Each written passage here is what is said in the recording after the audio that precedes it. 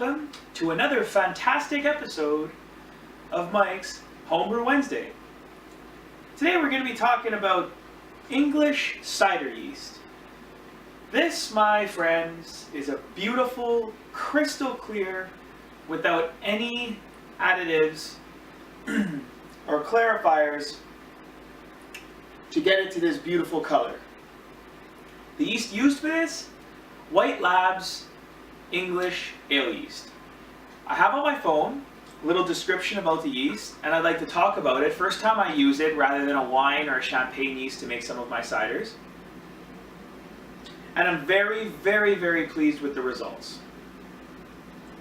So, WLP 775 English cider yeast. Classic cider yeast ferments dry but retains flavor from apples. Sulfur is produced during fermentation but will disappear in the first 2 weeks of aging. Can also be used for wine and high gravity beers. Sounds like a very general but accurate description of the product that I have here.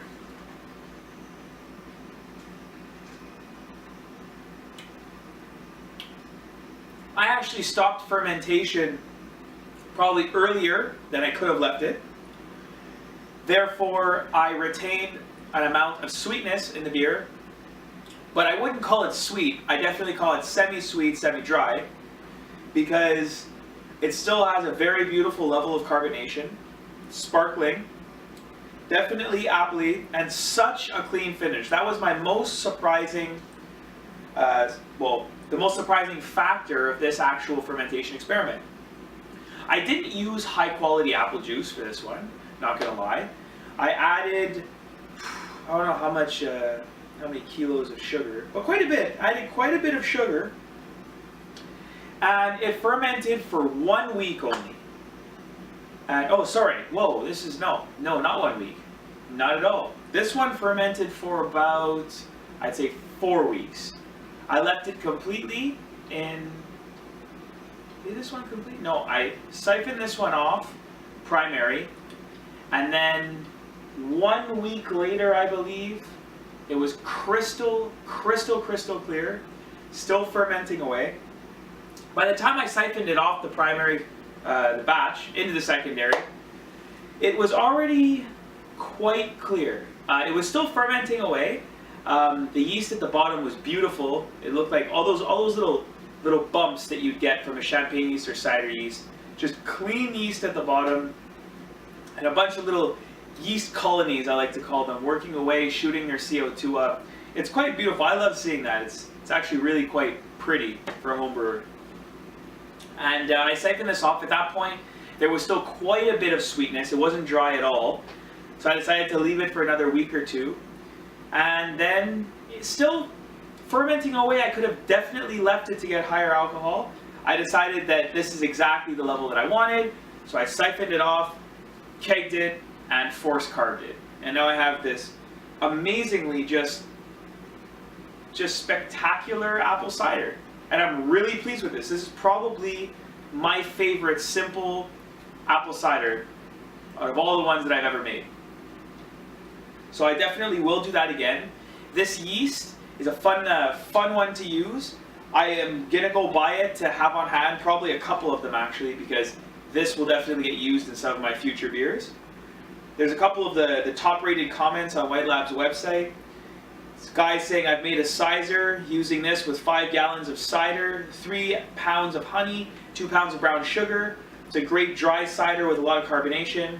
I would guess if you up the sugars, you may be able to get a sweeter cider out of it. Maybe that's what I did, since I added 2 kilos of sugar to this one. There's definitely a good apple taste, agreed.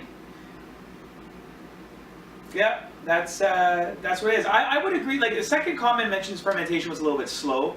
But one thing I have to admit is that I've told you guys right now the apartment is a little bit cooler than it would, but thank God for the temperature, Montreal getting a little bit warmer. Hopefully that'll change relatively soon. But as of right now, temperatures in the apartment are cool. I try to keep this fermentation chamber over here to about 70 to 75 Fahrenheit. So, you know, about 22, 23, 24 degrees Celsius, somewhere around there. And but I mean, it does drops to 68, which is still fine. I mean, it's still in the ale temperature range, but it definitely produces a lot slower fermentation. And so, in a lot of my ale yeast, you know, fermentation goes to a minimal level. All I see is some pooling of some evidence of fermentation, being little tops of circular, like, patches of foam that are basically the yeast in certain places on the bottom of the tank acting up, and it continues fermenting, but very slowly. This particular cider yeast, despite the cooler ale temperatures, was plowing through. I mean, like I said, it was so clear that if I had shone light right through the carboy, I could see that there was a consistent layer of just of CO2 leaving from the bottom of the tank. Consistent. It honestly, because it doesn't have a krausen on top, it was hard to see from the above. But when you looked at it from the side through the crystal clear, beautiful apple cider, you were able to see that it was just fermenting away like crazy. So like I said, I cut that off to get that semi-sweet apple cider because that's what I believe is perfect.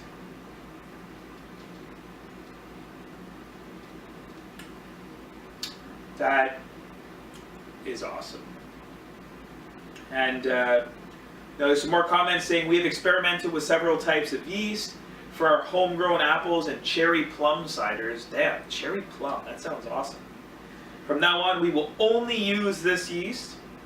The clarity and pure flavor of this cider is far superior than anything else we've used. I will have to agree with that. I will probably start standardizing this as my just basic yeast. I still will go back to some ale yeast because I find that they're really nice to use too, but unless I really want a high alcohol cider, I'm not going to use wine yeast or champagne yeast anymore because I find that just the cleanness of this taste is unbelievable. I mean, all this is simple apple cider and all I'm getting is apples. I can't wait to use this on some of my upcoming ciders. Some of the ones I've been looking at is a sour cherry cider. Really looking forward to that one. I might make it a cider. Like, for those of you who don't know, that just means that I'm going to add a little bit of honey in there. I think that the color that would appear if I used a few, 5 to 10 pounds of sour cherries, orgasm. You heard me. That's probably what will happen. Up on there, probably some exotic fruits coming up. I don't know, pineapple's always been something that I wanted to try out. I want to definitely get some blueberries up in that bitch. Yeah, all kinds. All the fruits that are going to give a cool color. Plums, like we just read in that comment. I think plums would be sick. I don't know. I mean, this just seems like a really good. I mean, the point of this video is for me to share with you the results of this cider, first time used for Beer Addicted for Mike, and all-time high. I mean, I've made better ciders, but that's just because the quality and the effort that went into them. I mean, this was not like a, got to impress everyone that exists type cider, so not like the biggest amount of effort went into this. But the experiment was to do a plain apple cider, introducing a yeast that's never been used before, and goddamn, it worked. I'm gonna have to get now some other cider yeast from other labs and compare which one of those I prefer across the board. They'll probably be a lot more comparable than me comparing this to a wine or champagne like I've been doing. Oh man, been a long week. Well, I mean, the week's just beginning. By the time this video comes out, it will be Wednesday. So I mean, cheers to Hump Day. Cheers to Hump Day. We're gonna make that a thing from now on. You know, one thing I haven't talked about for a while, and I said I would do it every second video, is the count for the brewery up until this point, for the year. So I mean, we're talking crazy already here, people. So I mean, I have 1, 2, 3, 4, 5, 6, 7, 8, 9. 9 fermenting in there. Each at least 5 gallons. Talking 45 gallons up in there. Talking 5 others done. So that's bringing it up to 14. Plus 4 others done. 19. I mean, we're definitely at the 500 liter mark. We're definitely at the 500 liter. Hey, we're 3 months in at the 500 liter mark. Freaking just on time for my 2,000 liter goal. Look who's bowling. This guy. So that's really good. I'm actually really stoked now because that made my goal. I didn't think I was going to get there, but hey, 2,000 liters for a home brewer, that's pretty baller. And I mean, yeah, we're counting. Sorry, I'm just petting my cat. She's a cutie. Have you met Peaches? Maybe she'll come up here. Come here, come here. This is Peaches. She's a little bit of a fatty cake, but she likes to chill with me. You know, she likes to sit like a grown-up, just chilling. Say hello, Peaches. Say hello. You know what I should do to honor my cat is to actually create a peach cider. Wouldn't you like that? Well, yeah, you would. She would love a peach cider. So cute. So I'm sure you're all glad you've met my cat, and I've been able to share with you my experiences with White Labs 775 English Cider Yeast, which will be back for more discussion later because, like I said, I'm going to go buy a bunch, and that's what I'm going to use because the results uncanny. One thing that's going to be really awesome in this experiment, the upcoming ones, is me using not apple as a base, but another kind of fruit juice, another kind of cider, and seeing how those characters come out, since one of the biggest comments apparently with this yeast is the fact that it really brings out the apple character. So that's all that Mike has to say for today.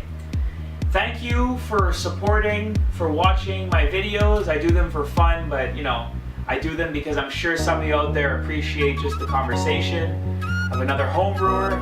I'm always open to emails, messages on Facebook, messages on YouTube, on Gmail. Send me a holla back. Yeah, boy! And we shall talk. I'm gonna keep up the experiments, I'm gonna keep up the brewing. I have 2,000 liters, 1,500 left to brew for the year. It's gonna happen. Your host, Mike. Love you guys. Ciao.